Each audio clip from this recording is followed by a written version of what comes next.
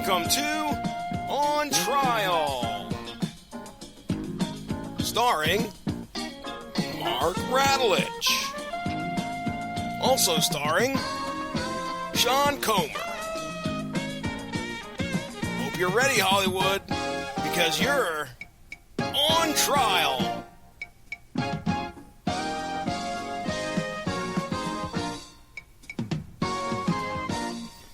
All right, court is now in session. The Honorable Judge Harry T. Stone presiding.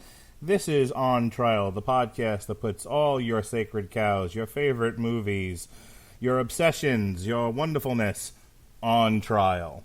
I'm your prosecuting attorney this evening, Mr. Mark Radulich, and on the docket is Stanley Kubrick and Stephen King's The Shining, which had its release date May 23rd, 1980. I was 4 years old, or 4 years young, however you want to look at it, here in the United States.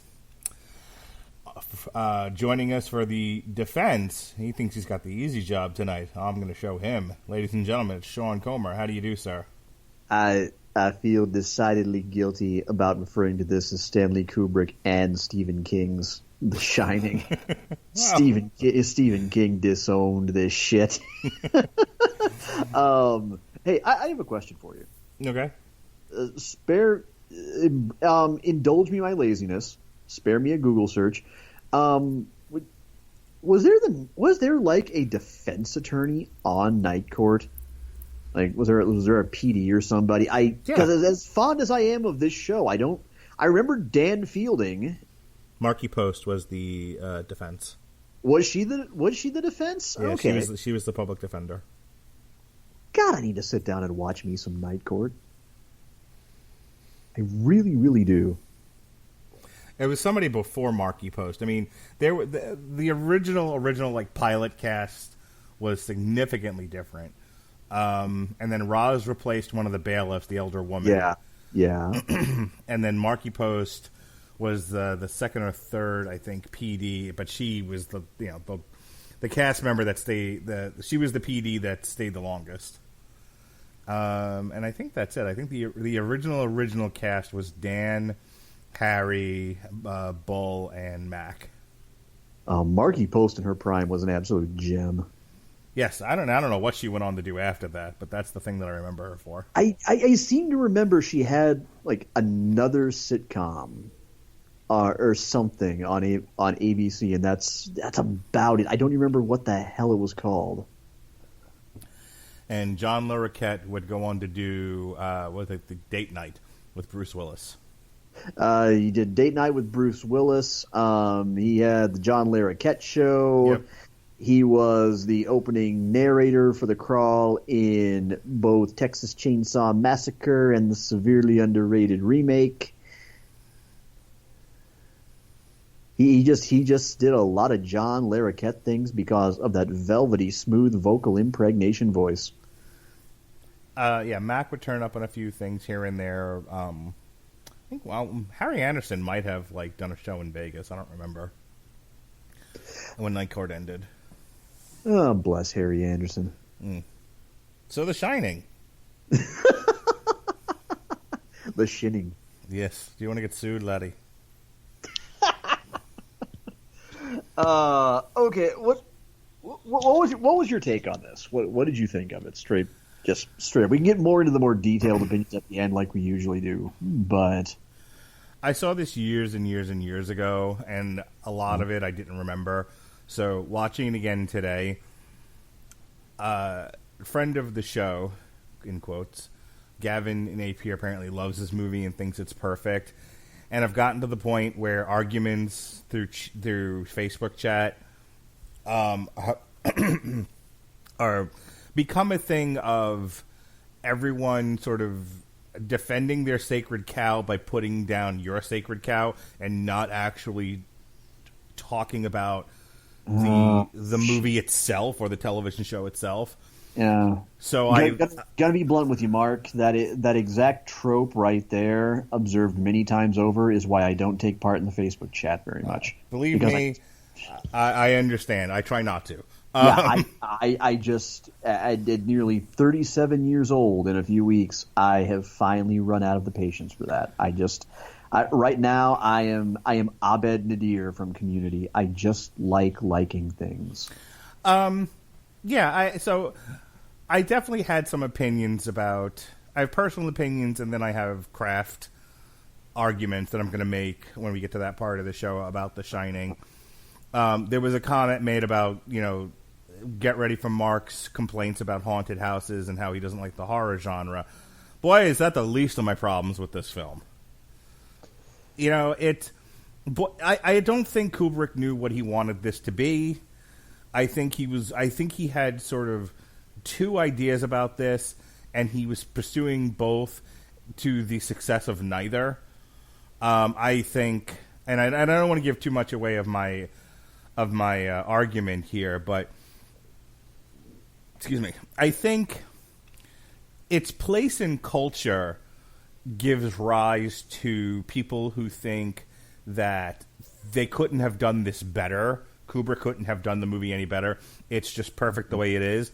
But I have arguments in my head that I'll be sharing in a bit about changes in cast, changes in direction, and I think you have a superior picture if it only serves one of the masters Kubrick was trying to serve, not trying to serve both of them. The way I tend to look at this, and this is going to sound peculiar given the movie that we're talking about, I tend to look at it almost through the same lens as through which I view Halloween 3 Season of the Witch and about the first half of Rob Zombie's Halloween remake. And that is, it's a really great movie as long as you don't try to associate it too closely with its source material. Okay. As an adaptation, it really falls flat on its face in terms of doing justice to King's original work and what he was trying to say with it at the time. And of course, you also have to understand Stephen King in many ways wove a lot of autobiographical threads into his stories, perhaps none more so than The Shining, at least up to that point. But as Kubrick's first attempt at a horror movie, it's outstandingly creepy. It is superbly unsettling. It is visually memorable and jarring, and in that regard, it succeeds on so many levels. But for something that's supposed to be a version of The Shining, it's like saying that Juggalo thing that Jared Leto dressed up as one time was supposed to be the Joker.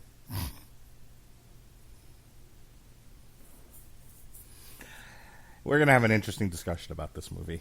Clearly. All right, give me those notes, baby. Okay, well, hang on. Let me page down in my notes just a little bit to sort of find a good starting spot. So, at the time this came out, Stanley Kubrick was actually coming off the heels of both a box office and a critical flop. Barry Lyndon. Being the immensely visually oriented director that he was, he had made a period film about an Irishman trying to finagle a seat amidst the British aristocracy. This, of course, didn't pan out because critics said it was too long, it was too slow, and Kubrick became so frustrated that he decided to pivot toward trying to make something that would be a bit more commercially appetizing and something into which he could sink his teeth artistically. Legend has it that Kubrick's staff brought him just stacks upon stacks upon stacks of horror stories to his office so that he could read them. And one after another, his secretary would hear this thump, thump, thump, as he would chuck each book against the wall after the first few pages. And the moment she got an inkling that maybe he was onto something was when the thumps stopped for a while. She noticed that she hadn't heard a concussive thwack in a bit.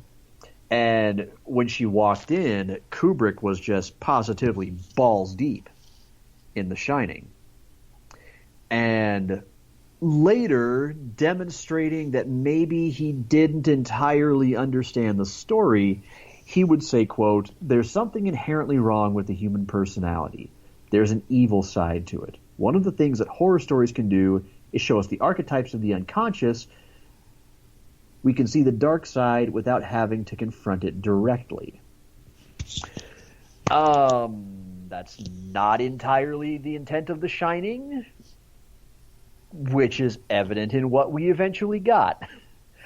Stephen King, of course, crafted a story about a man that the Overlook Hotel torments with his guilt over his decisions, particularly as relates to his history of alcoholism. And it's also an allegory for domestic abuse. Well, in fact, maybe not even so much as an allegory as just a flat-out examination of it,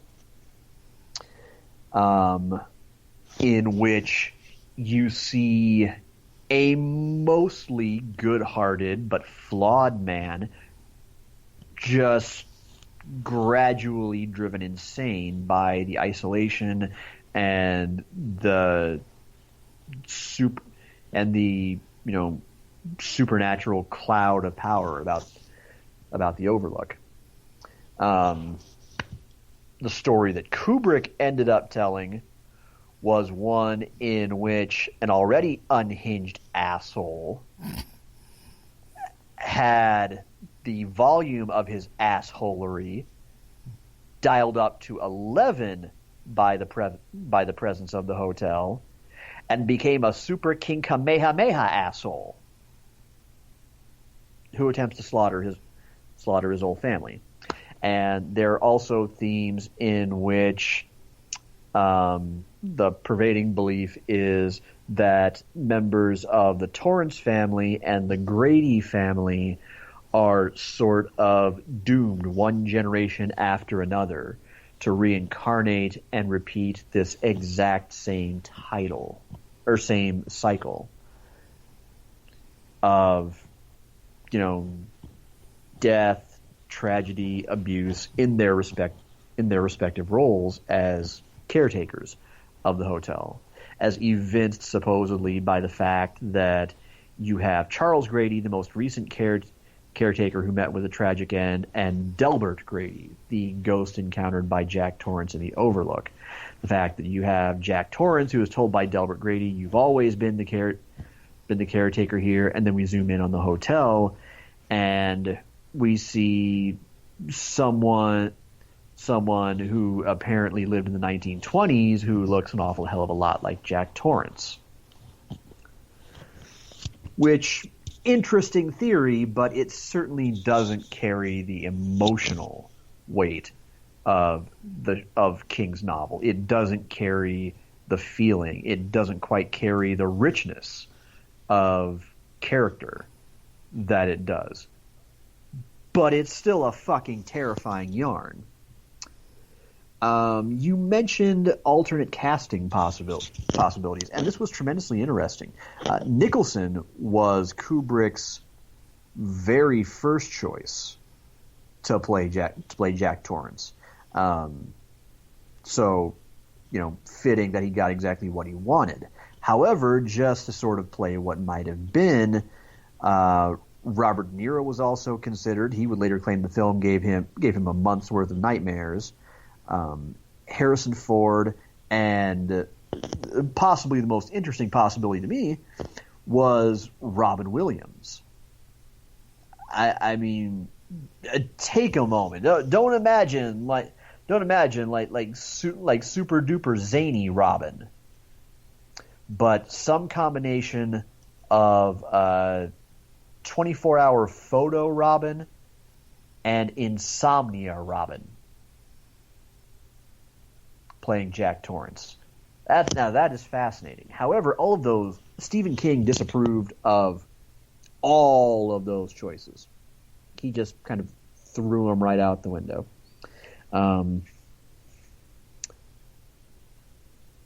Let's see. Oh, and also, King was really not especially fond of Shelley Duvall playing Mrs. Torrance.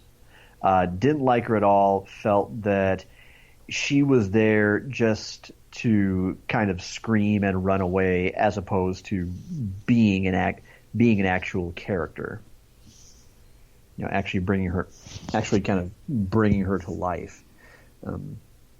Over the course of 6 months, Kubrick sent husband and wife team Leon and Kirsty Vitale to Cincinnati, Denver, and Chicago to screen over 5,000 boys to play Danny. And those cities were kind of strategically chosen because Kubrick wanted a boy with an accent somewhere between Shelley Duvall and Nicholson's speech patterns. And Kubrick, always being just kind of a little bit quirky and inexplicably cerebral, kind of decided that's it. Those three cities. That's the core of exactly what we want. That is the essence of absolute absence of accent. And of course, the production difficulties would spill over into this being an absolutely nightmarish shoot, according to virtually every actor who was involved, especially Shelley Duvall and Jack Nicholson. Nicholson became so frustrated with the repeated script changes, that most of which would happen on almost a weekly or daily basis, that he would start just actively throwing away copies that he was given under the rationalization, why bother? You're just going to change it anyway. And would typically only learn his lines just about moments before he actually had to be on set shooting. Shelley Duvall became so stressed out by the number of takes and the extensive, I believe something like we're talking about 12, 13-hour working days, like days that would start at 9 a.m. end at 10 p.m., that the poor lady's hair started falling out. Which, I mean, yeah, it lends to her being absolutely shaken to her core and looking exhausted and just being frayed down to her last nerve. But my God, what a price to make an actor pay for that. And which, kind of follows because Kubrick was not known for having a great relationship with his actors. As far as box office goes, it really got out to a pretty slow start. In fact, I mean, it eventually ended up gaining some momentum and doing well commercially over the summer of 1980, and it turned a profit. On a budget of $19 million, it raked in $45.7 million, which again for a 1980 take is not bad. It's not bad at all. But critically, the reviews were pretty thoroughly mixed over it. Roger Ebert complained that he had a hard time truly connecting with any of the characters, which I could imagine. There's not a whole lot of character building or investment, at least not nearly what there was in the later TV miniseries that attempted to really faithfully adapt King's novel. Of course, it being a Kubrick movie, it met with vast praise for its visual choices, but it was seen as being a little bit too grandiose and ambitious for the horror genre. So it was Kubrick, maybe, how do I want to put this? He was definitely giving an audience high art that they perhaps weren't prepared to appreciate. And I think that's why it has gone over the years from being something that was underappreciated in its time to a movie that now that it's had a chance to settle is so much more appreciated and seen as almost a textbook for building suspense. It has become, and this word is abused thoroughly and misused on just kind of a sickening basis, but it truly has become iconic for so many of its themes and scenes and line readings and performances that it is something that is emulated and parodied out of a sense of genuine appreciation for it. And yet, it ain't perfect. Let's not pretend this thing shit don't stink, because there are things about it that will make you want to walk into its bathroom and light a match. All right. Let's get into the plot synopsis here. We meet our characters, Jack Torrance, played by Jack Nicholson. He's a school teacher, and he has decided to give up school teaching to become the caretaker of this hotel when it is closed down over the snowed-in season. They close it down because to keep the road open is not economically viable, so they just close the whole thing down, and they have one guy kind of keeps the place going, fixes whatever falls into disrepair, and then they open back up in May. Jack believes this is a great place for him to focus on writing, since he's not going to be a school teacher anymore, and draw a paycheck. So that's the plan. He's going to move his family, who is his wife Wendy, played by Shelley Duvall, and their son Danny, to the Overlook.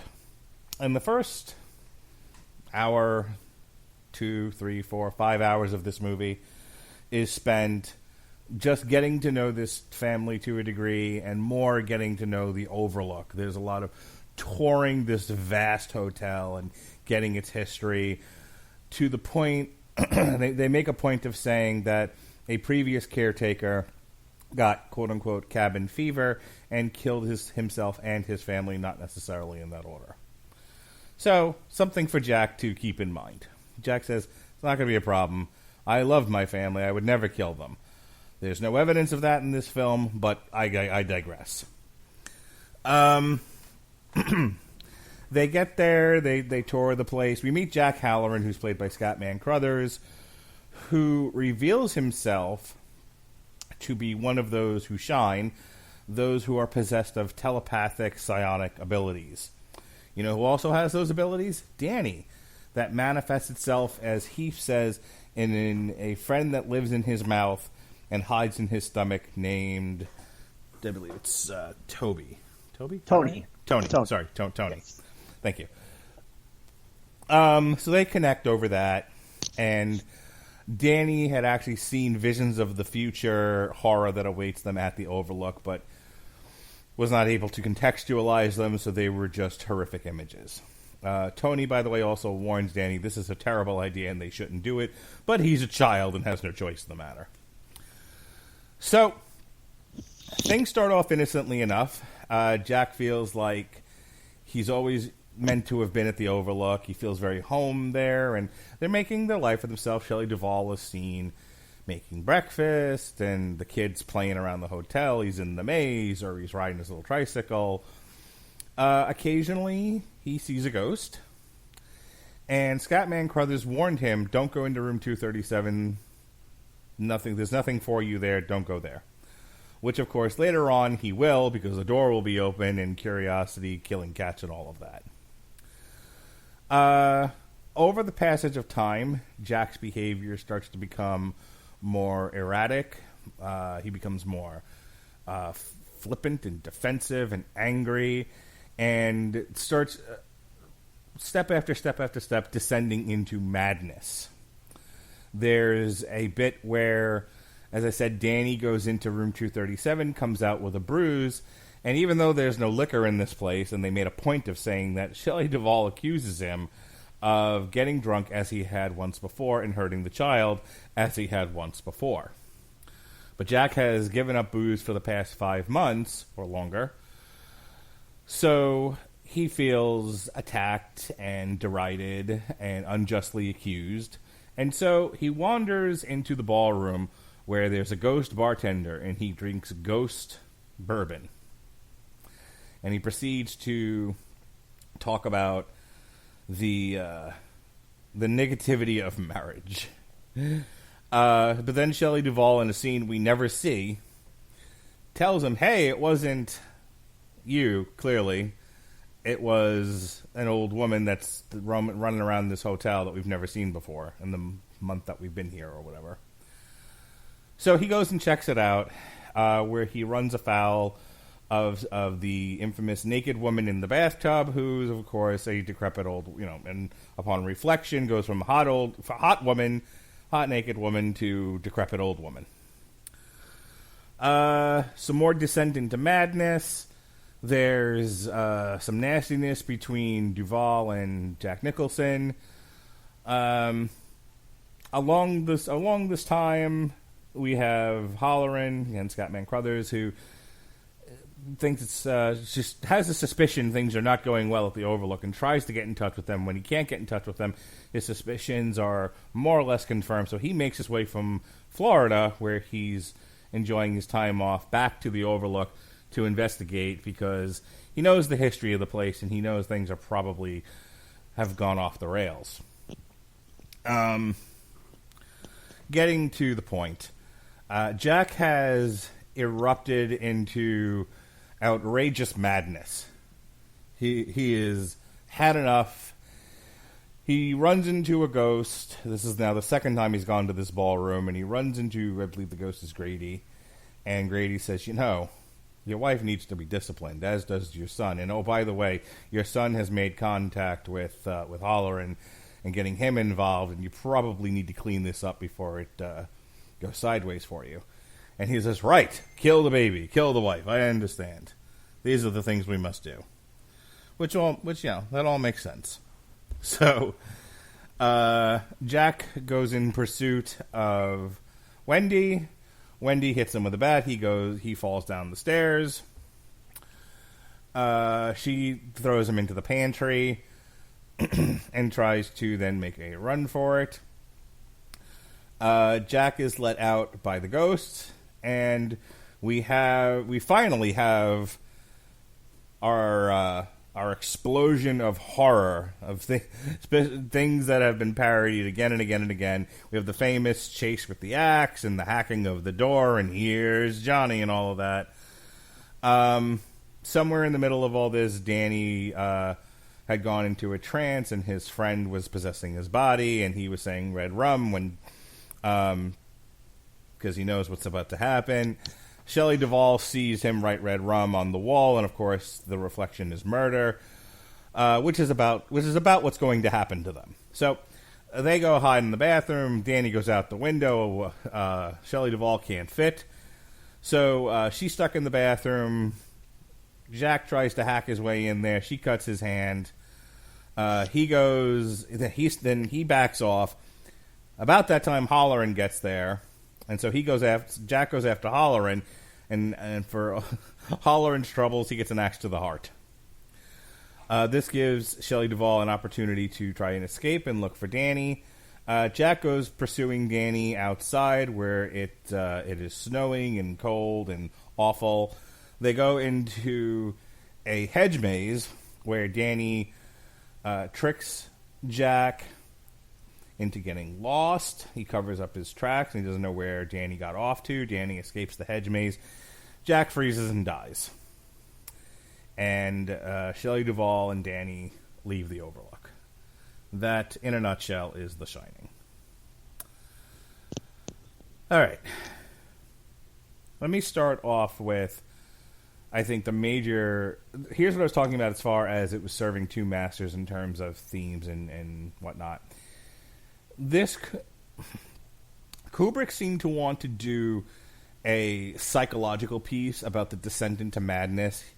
Excuse the parlance, he wanted to do basically a mind fuck, which is very doable with the source. I've never read The Shining, so I say this based on what I'm seeing in this film, which I realize is not the best interpretation of the book The Shining, but for sake of argument, there was probably enough in the book The Shining that you could have done a mindfuck film. But he also seemed to want to make a horror movie. And not that I say that all horror movies have to have gross imagery and jump scares and stuff like that, but those things help. And he seemed to want to do a haunted house movie with creepy ghosts that are, tormenting our heroes. And he tried to do both, and it's not to say that you can't do both. I think a mindfuck and a haunted house with ghosts can work together. I don't think he was able to figure out the formula to really bring that to life. This fails, I believe, as a picture of a man falling into madness, and I'll explain why in a second. But I also think it fails as a horror movie.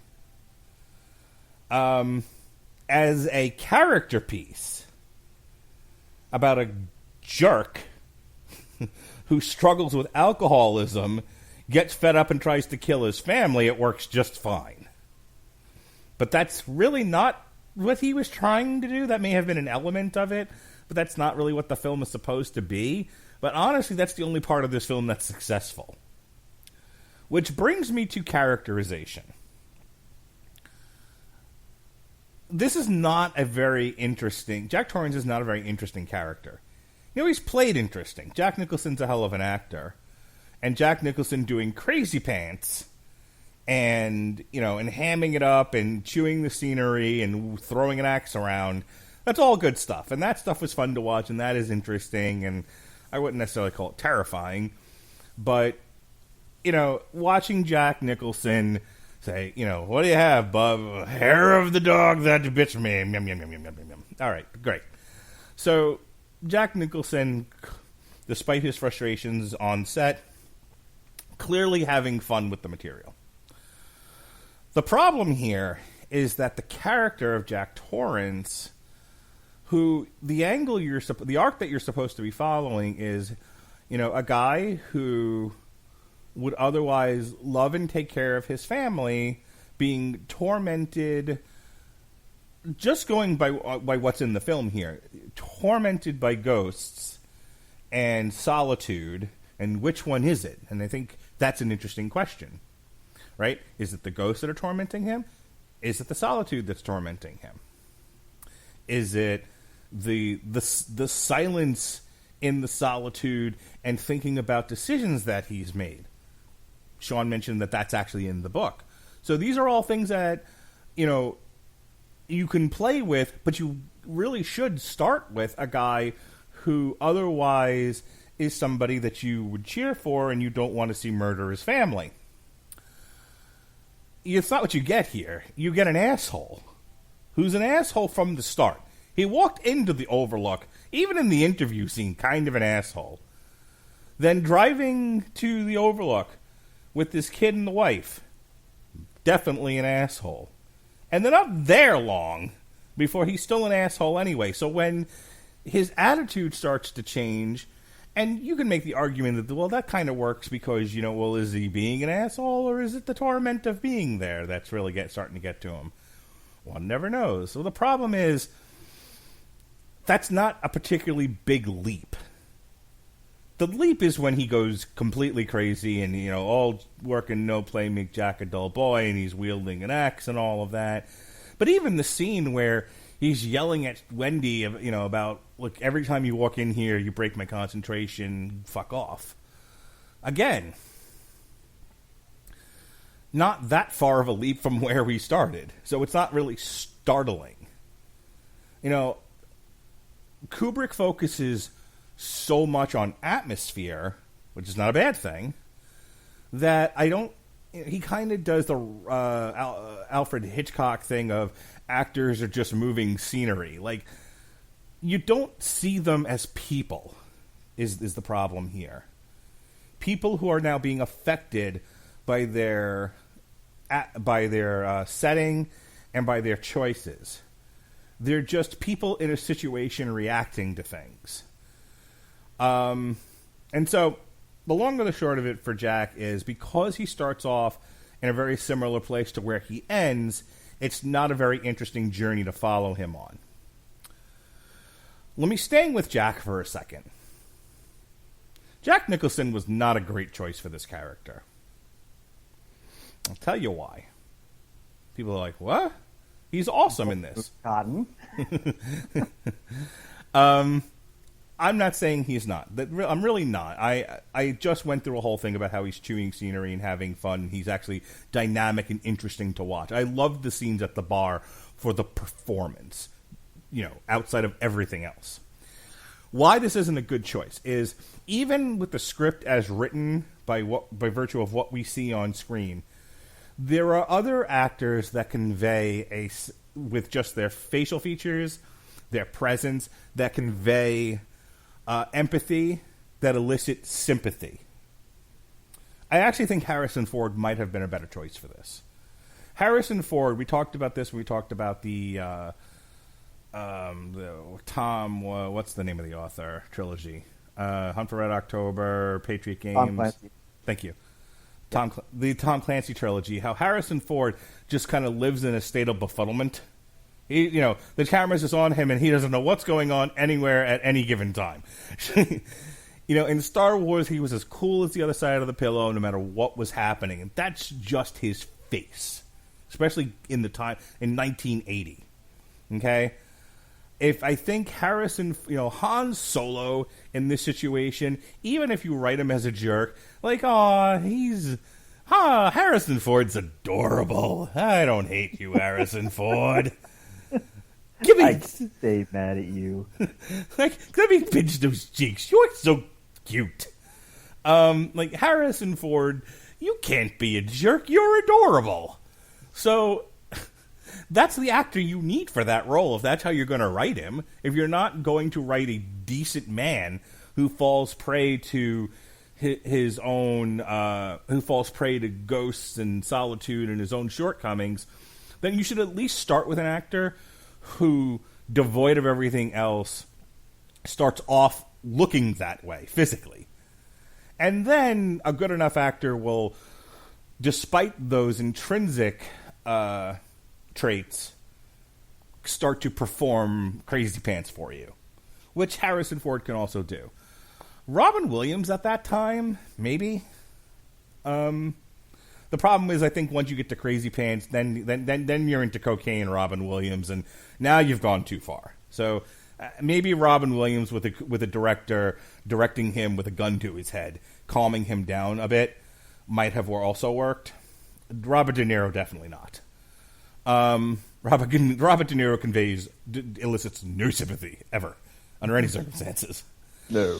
So this is casted all wrong, because it's basically, as I said, a straight line from where we start to where we end with this character, with a little bump at the end.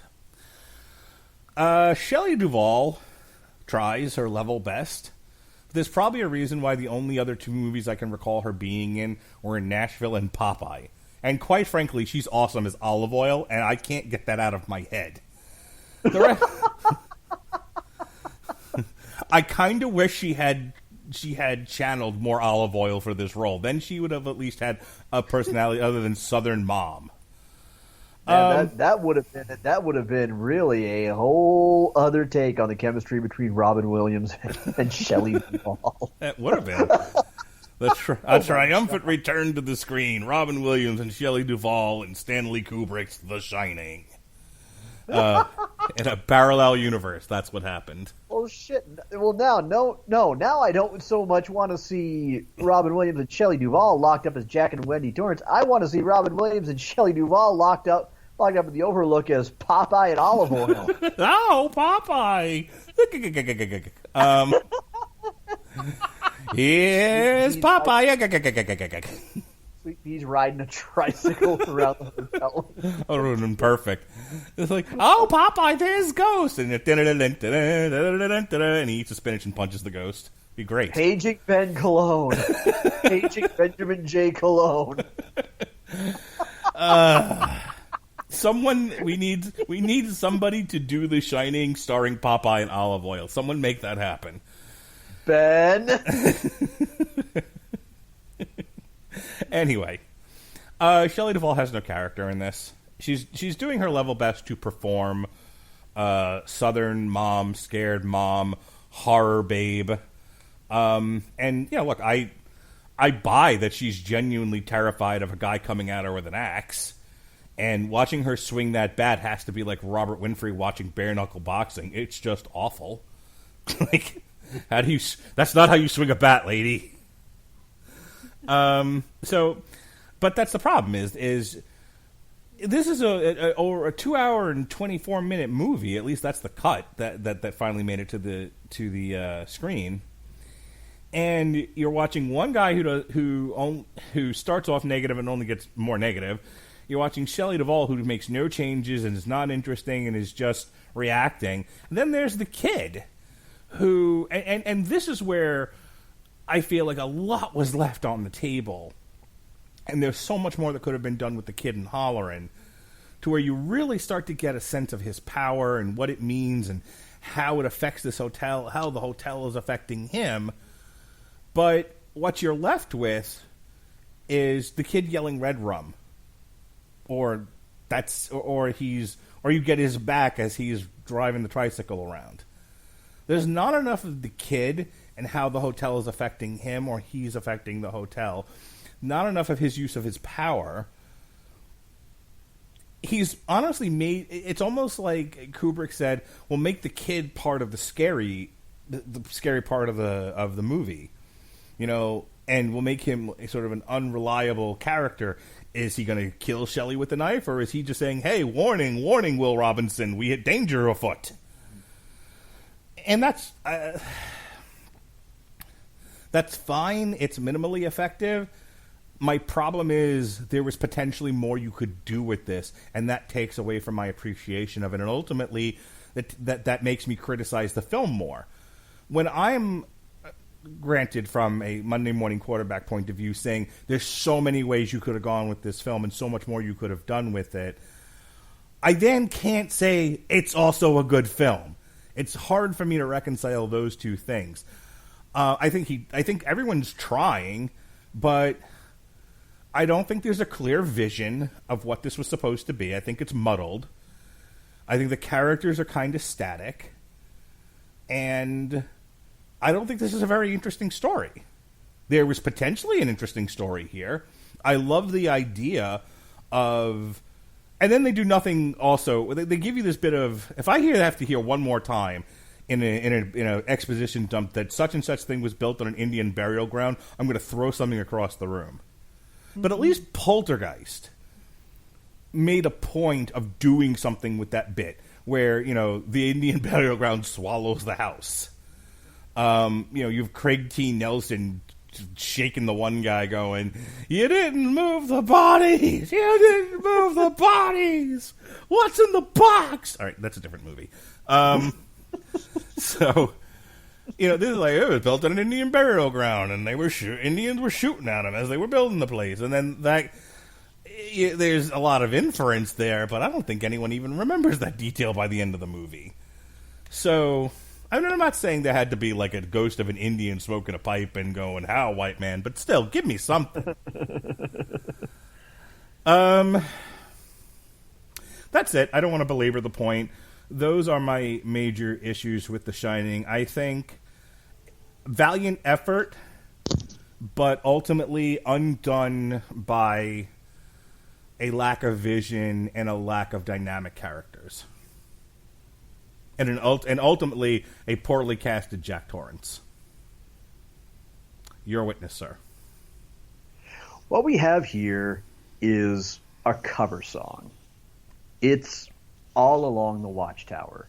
You listen to Bob Dylan's original version, and you listen to Jimi Hendrix's seminal, iconic cover of it, and to be perfectly honest, the words are the same, but they might as well not be the same song at all.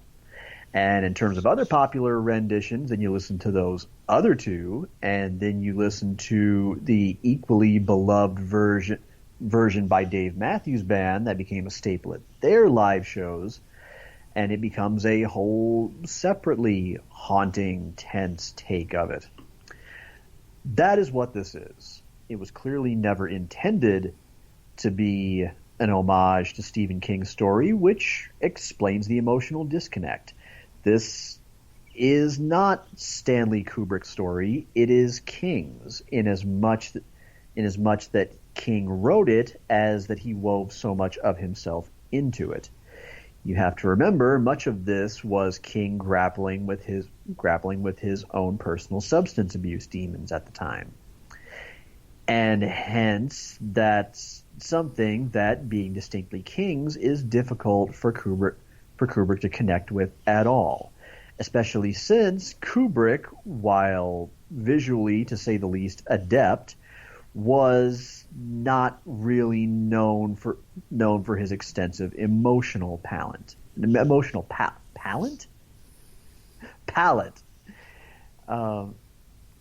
He was more highly revered for his cinematic vocabulary displayed in 2001: A Space Odyssey and Barry Lyndon and Dr. Strangelove and A Clockwork Orange, and to a much lesser extent, Eyes Wide Shut. Okay, Eyes Wide Shut is still something gorgeous to look at. It's just not much else, but I digress. This is essentially his reimagining of The Shining on several levels. Number one, you have to remember that he wasn't able to bring to life a lot of the scenes from the book that he wanted to, most notably the sequence with the topiary menagerie coming to life, because he simply couldn't figure out a way to make it happen on film and have it look reasonably stunning. It wasn't until much later with the TV miniseries that we actually got to look at what that could have been in the right hands with the right budget and the right innovations. So he really had to pare a lot of things down to what he could actively shoot, because that was something that he could always fall back on. What he couldn't accomplish with story and character development, he could always get done with visuals nobody else could pull off.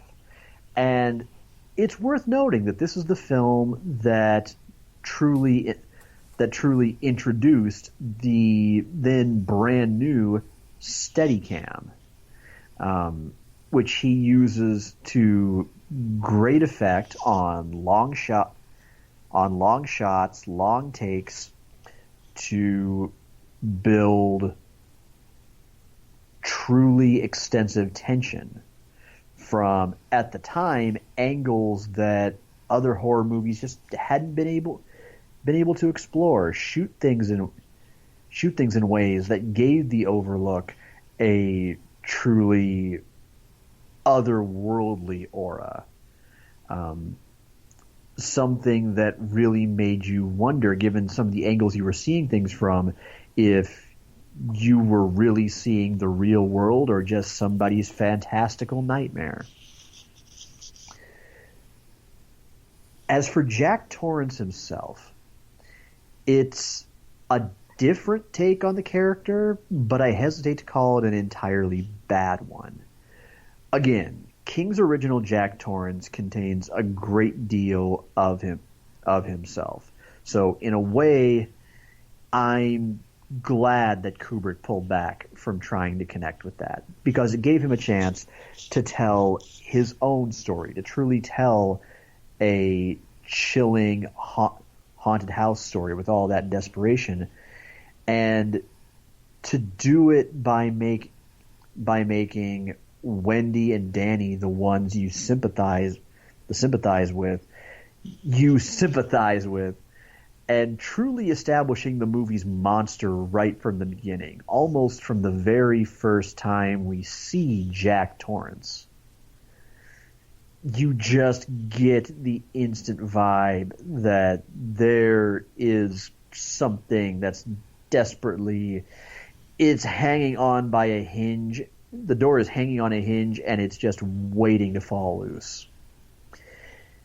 And oh, does it ever? We're just kind of put off by him from the very beginning, and immediately given cause for concern for Wendy and Danny, especially when you see how obviously nervous and worn down Wendy is during the scene when she's recounting the straw that broke the camel's back with Jack's abuse.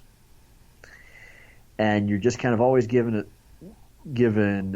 cause to sit there and go, oh, guys, I don't know about this. I don't know about Jack. I'm worried for you. So something's going to go wrong here. And when it does go wrong, it goes wrong absolutely spectacularly. We don't necessarily need to see Jack's fall from grace, because in this version of the story, he's not really the one we're supposed to sympathize with.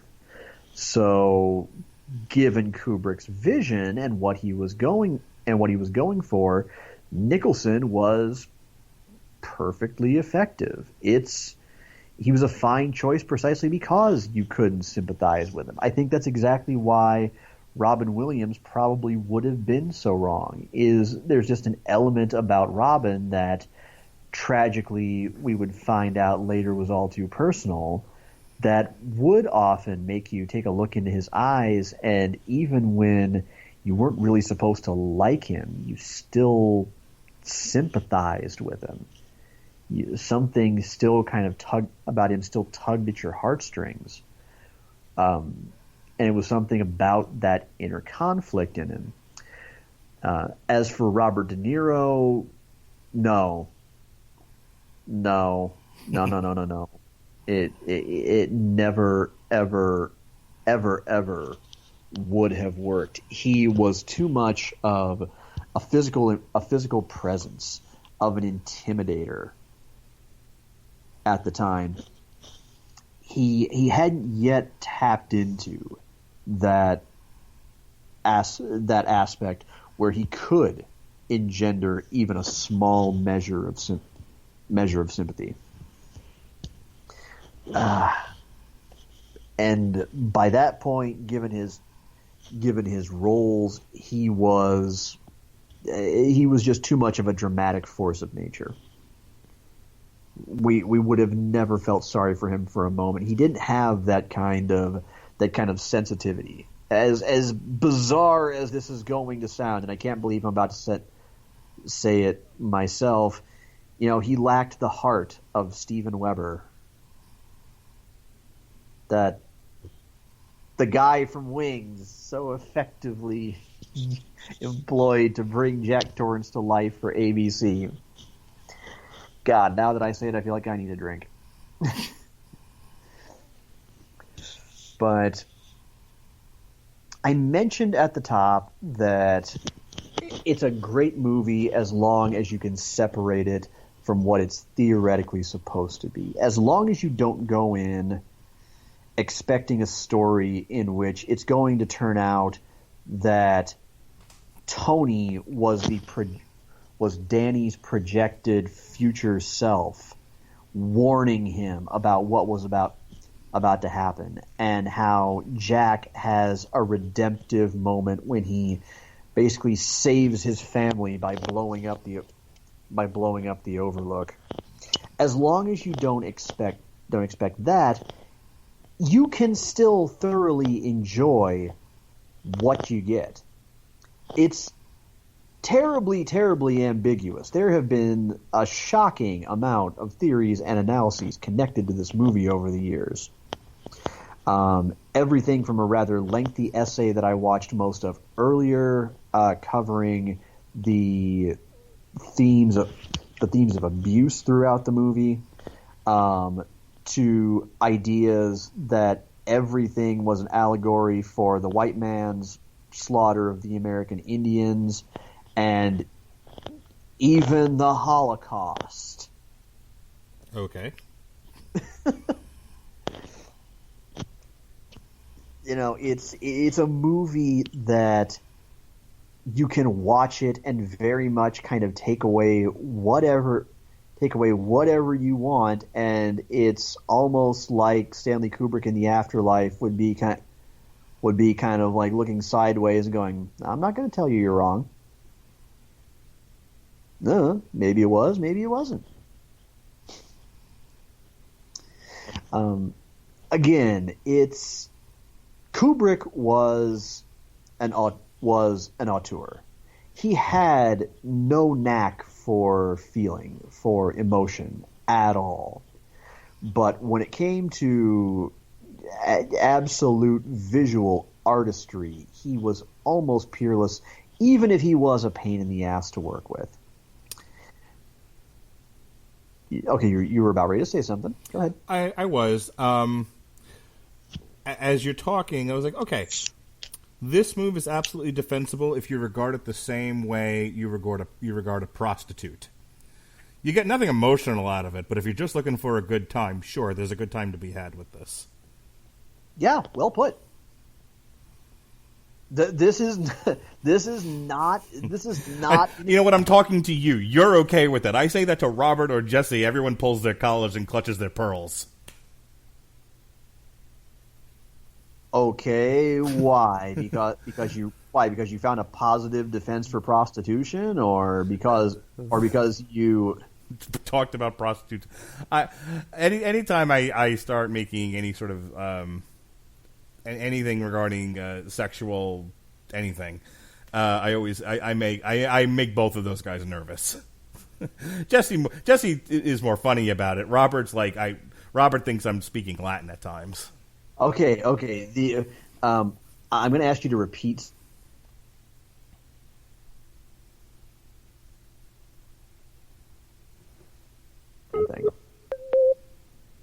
Hey, you went away and then you came back. Okay, I'm here. Let's re-edit that. You cut off right at the part where you said, "Anytime I start talking about sex work." Oh, anytime I, for example, I think I called a comic book like a 10-minute hand job. And Jesse laughs, but but it's one of those like, ugh, why must we always play in the mud? When I do that stuff with Robert, it's always like I'm speaking Latin to him.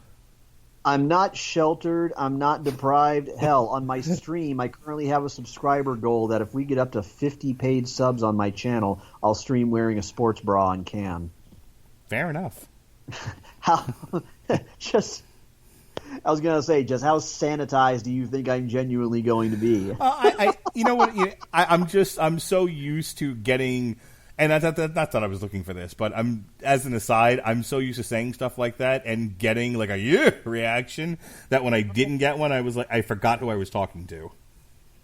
Sex is good. Sex is good, dirty fun, and you know what? Legitimate sex work is still work. Don't beat off to him 1 second and slut shame him the next. That's what I say. That's just being a prick of a whole different color. Anyway. But yes, this movie is a whore. You're witness, sir. Yeah. And you know what? It sort of is, because again, you have to remember, Kubrick tried to go artistic and character driven and tried to establish a rich narrative with his previous movie, and it was resoundingly shat upon. In this case, he wanted something that was going to that was going to be both commercially viable and wherein he felt like he could artistically challenge himself. And in that sense, my theory kind of is that he might have looked at it and maybe at some point considered actually being ultimately as faithful as possible to King's story. But he then quickly realized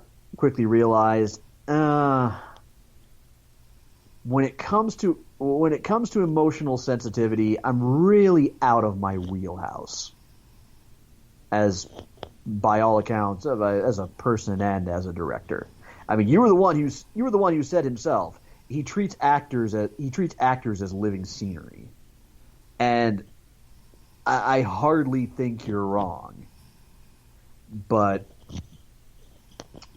the thing is, he then realized, however, what if I could take the beats that I really like and limit this to sticking to what I'm good at, which is, again, aesthetics. You know, I hesitate to call it sound and fury because that's the kind of descriptor we normally reserve for bombastic, over-the-top action movies. But just possibly telling more of a story with what we see than with what anyone actually at any point says or sets out to convey. You know, it's arguably one of the reasons why he liked so many takes, both because he was a perfectionist, and I imagine he also liked to have a lot to work with. And nor was this the only time that he ever really took somebody else's work and made it his own. Anthony Burgess, while he appreciated A Clockwork Orange, was ultimately not exactly crazy about the way that Kubrick opted for the American published edition's ending rather than the one that was published in the UK. Kubrick just didn't have much of a sense for story. But god damn, he could make visual memories that would last a lifetime, and that's what The Shining does. You have his visuals combined with Jack Nicholson just being Jack by goddamn Nicholson. Jack chews the scenery, slobbers all over it, humps it. He is truly making love to No, he is fucking the living daylights out of the scenery. Yep. In this movie, and having a grand old time that, you know, at the time it would have been comparable, I guess, to One Flew Over the Cuckoo's Nest. Oh my God, it's so funny you say that, because that's all I could think about while watching this. That's all a lot of people can think about. But, you know, if you really boil it down and you consider the wholesome of his work, it's what it really is an indicator that this man would one day make a phenomenal Joker. Yeah, it's the other movie I kept thinking about while I was watching this. Yeah, ain't wrong. But that's really about all there is to it. I compared it to the Halloween movies. If you watch it and you just find a way to just set the novel aside into a vacuum and just appreciate the movie for what it is, you're going to have the time of your life and appreciate it for absolutely everything that Kubrick meant it to be. Take us home.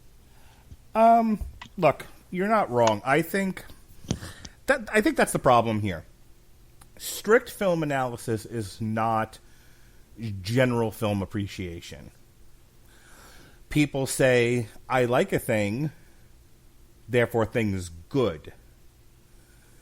And so I think, I don't want to use the term overrated because that gives it a negative connotation.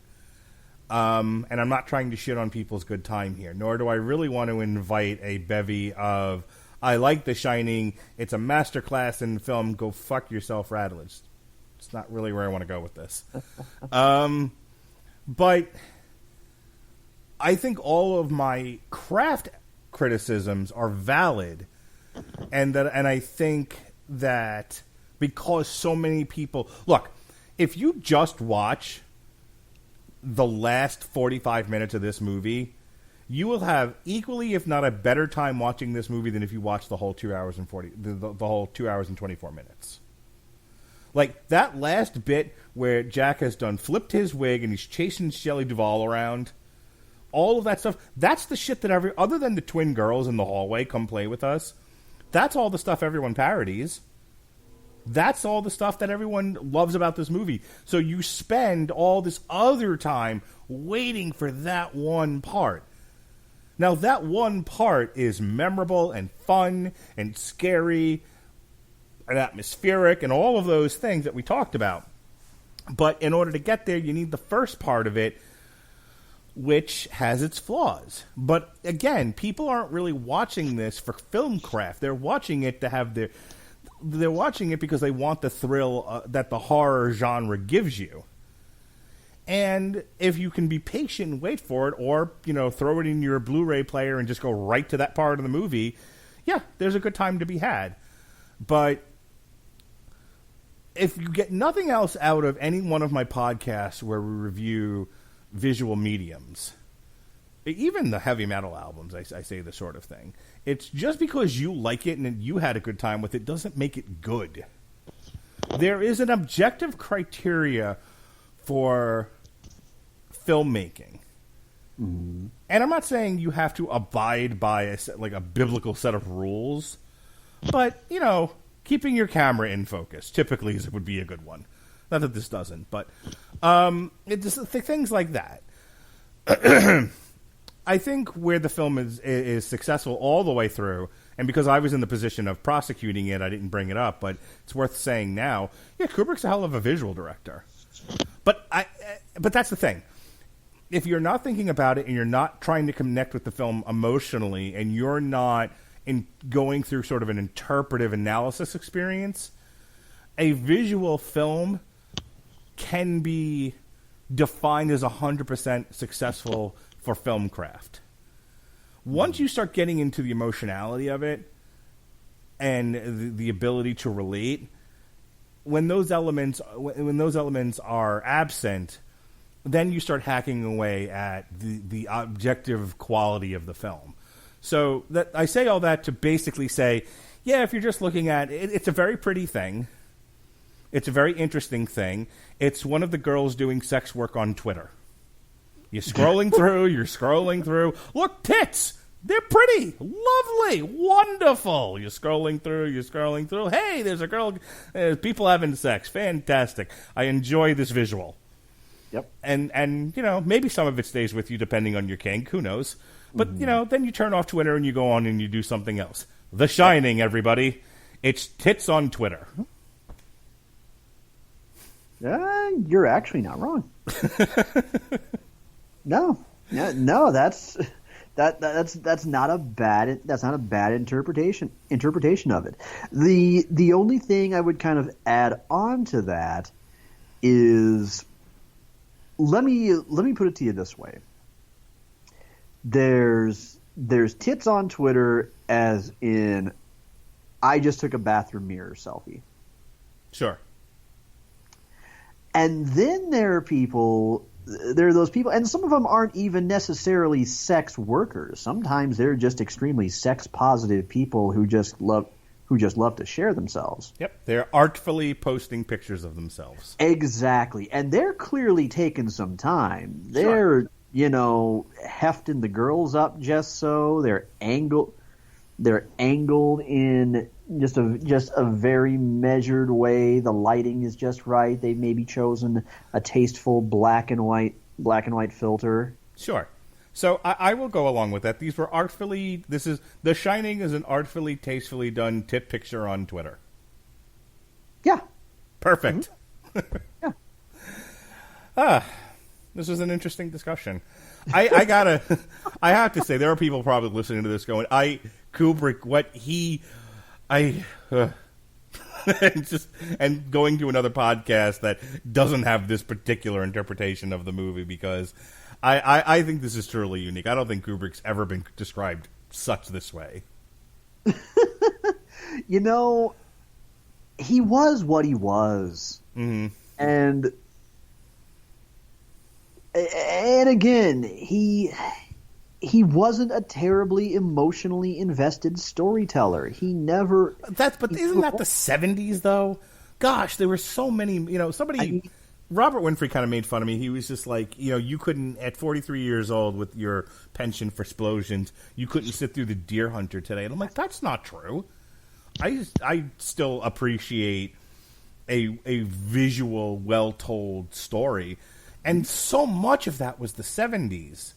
70s film, and it's really, and I was telling Jesse and Robert this in various podcasts, whether on or off the air, over the past week, where, they really just use the camera to tell these very expansive,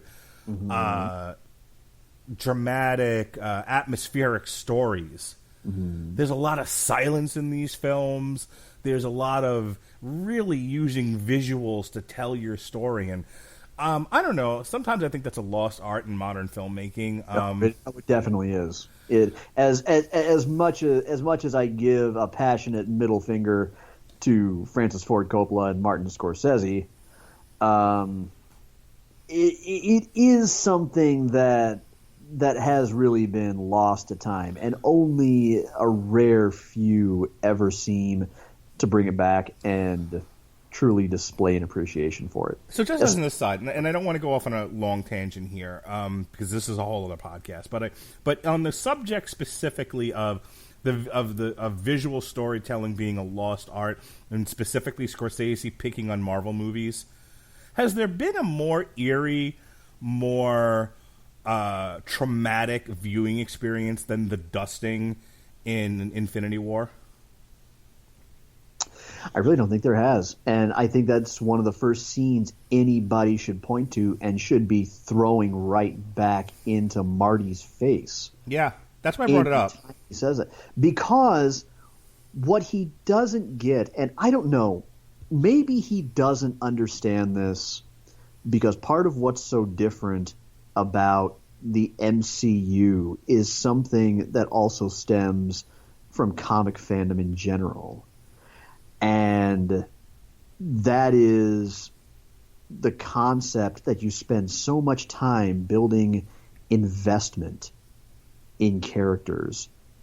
So much so that when they do fall, when they do apparently die, you've come to identify with so much of a part of them sometimes. Maybe because they reflected part of who you were or someone better that you believed you could be. That when they perish, when they're defeated, it truly is a shot to the gut. But what made that scene all the more effective is that you combine that with the fact that it was largely silent. Yes, that's what I was getting to, because you're 100% right as far as investment in the characters, and so to see them go the way they did definitely evokes an emotional response. But let's say you're Martin Scorsese and you're watching that scene, or you're Stanley Kubrick and you're watching that scene and you have zero investment in any of these characters. How do you not appreciate the fact that for such a bombastic movie that 2 minutes ago had aliens fighting superheroes, that it's largely silent? All you hear is the wisp of dust blowing in the breeze. And there's not a stitch, there's almost no dialogue except "this is no place to die" and "oh my God." Well, yeah, I mean... But it's the impact of the fact, and this is something that, with all due respect to Marty, you've never created a character in any movie you've ever made that anybody has ever felt that kind of emotional pang for. The fact that we've followed so closely the redemptive arc of the Winter Soldier and the... God, who else? There's a couple of different redemption stories. T'Challa's realization of his destiny, and the fact that he has pulled an entire great nation forth from isolation into the world. Scott Lang's story is a redemption story. Oh yeah, absolutely, 100%. Well, no, Scott Lang lived. You got to remember. Oh, you're talking about specifically dusted characters. Yeah, the dusted characters, the ones we lost. The fact that Spider-Man was just a kid who was truly coming into his own and learning what it means to be a hero, and then just in silence to see Peter Parker and T'Challa and Bucky Barnes just kind of stare forth at their compatriots and just fall away to dust. Here's the thing, Marty. That's why that moment in Endgame, I'll just call it the on your left scene, ultimately means so much. That's why these are so much more than amusement park attractions. Yeah, I would hesitate to point to that one to a nose in the air, stuck up filmmaker and say, look at what they're doing with the visual medium. I'll be the first one to tell you it was a huge payoff, and it was a very exciting moment. It worked on a lot of different levels. I could do an hour on how it works visually, in filmcraft. I'm not going to, but I can. But that's also not the scene that I point to. I would point to specifically the dusting and specifically the stuff happening in Wakanda. Just because, again, it's about, and I want to connect this actually to our statements about Kubrick, and we should end with this. Kubrick, we've been talking about his deficit as a filmmaker is his ability to direct people outside of hit your marks, perform this way, look that way at the camera, et cetera, et cetera. Where he's superior in visuals and atmosphere, he lacks a bit of depth in characterization and pulling performances out of people that they aren't inherently going to give you. That said, that's why Clockwork Orange is 100% better than The Shining.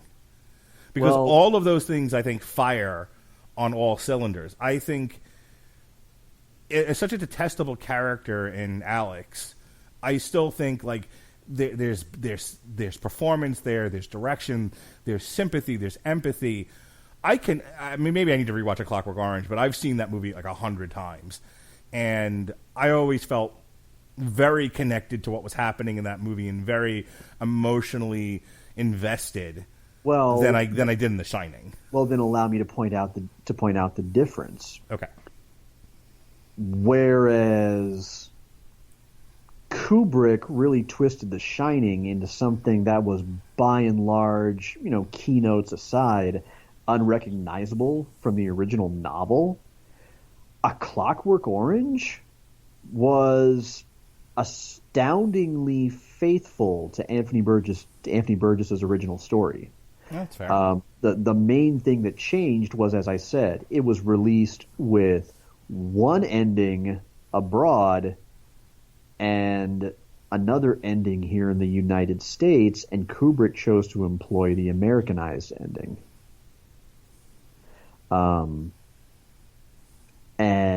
But by and large, other than that, it is very much still Burgess's story. So I don't know that comparing the two is wise, because in The Shining, Kubrick was sort of half-assed trying to tell his own story with the whole thing, and you can't really say, well, but that's not true that he's not a great storyteller. Look at A Clockwork Orange. Yeah, in A Clockwork Orange, he stuck to someone else's story. Who is responsible for Full Metal Jacket then? Story-wise. I'm asking in earnest. I honestly don't know. I've never bothered checking whether that was an original screenplay or an adaptation. Hang on, let's do a little spontaneous research here. Full Metal Jacket. Full Metal Jacket also, while you're doing that, is also another one where now here, that's a very character-driven movie. And you're very connected to Joker and Pyle and, you know, and all the rest of them.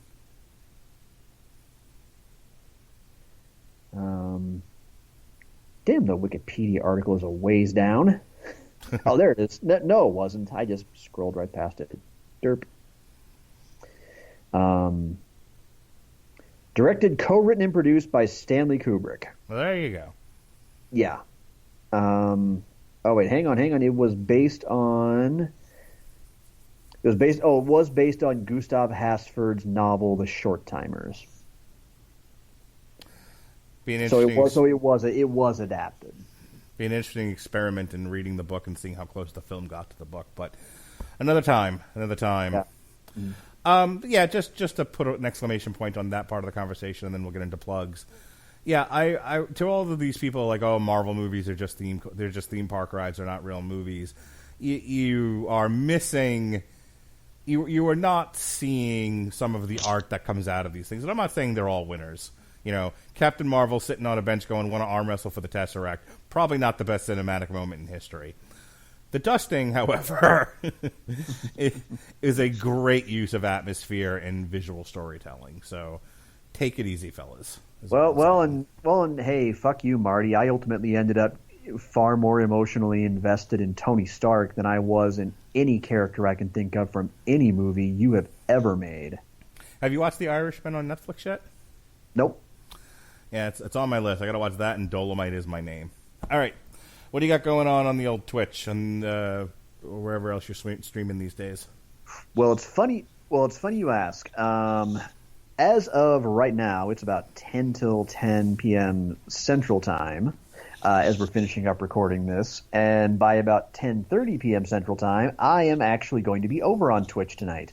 I have got some Overwatch practice to get in. I am still planning on looking for a competitive team in 2020, and with some help from my friends and coaches from Hunters of Artemis, I am continuing to sharpen up my hero guild, or my hero pool. As far as when I stream regularly, family commitments have had me a bit kind of up and down as far as how regularly I've been able to stream lately, but just to kind of look ahead to the next few days. What is today? The 14th, correct? Yeah, yes, sir. Okay, let's look at the next few days then. More than likely, I would say Friday the 15th. Although I would ordinarily be online from 8 to 11 p.m. Central Time over at twitch.tv/Hunters of Artemis. By the way, that's ARTEMIS. Tomorrow night, I have my daughter's second night of her first ever high school play. So I am going to be watching her move silently as part of the stage crew. Saturday, I am going to have my usual afternoon stream over at the Hunters of Artemis channel from 5 to 9 p.m. Central Time. Again, still playing a lot of Overwatch. And Sunday, it's kind of Sunday the 17th. Yeah, Sunday the 17th. It's a bit TBD because Carrie is going to be coming home from having been away for about 10 days. And so there's probably going to be cuddles and burgers and ribs and Game of Thrones watching.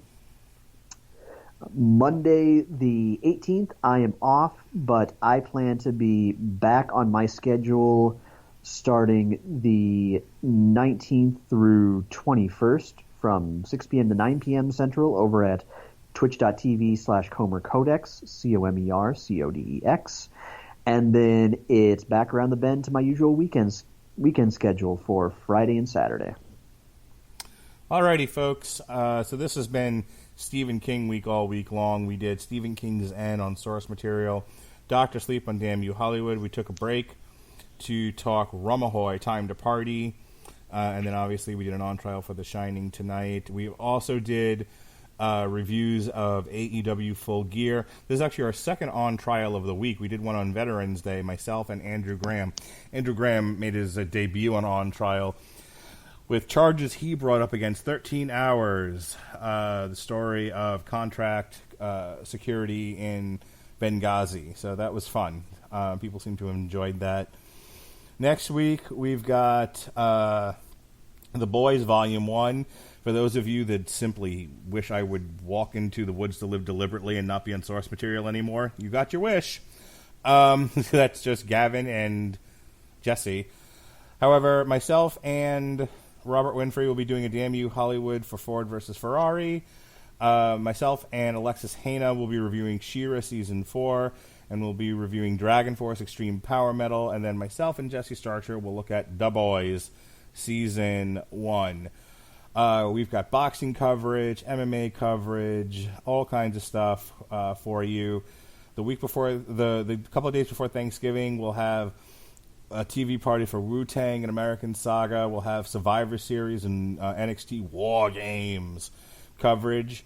And finally, we're going to do something real fun on the Metal Hammer of Doom. We're going to review Wu-Tang Clan. Enter the Wu-Tang 36 Chambers. So we close out November strong style, like chops to the booby. All right. For Sean Comer, this has been On Trial. Court is now in recess. Be well, be safe, and behave.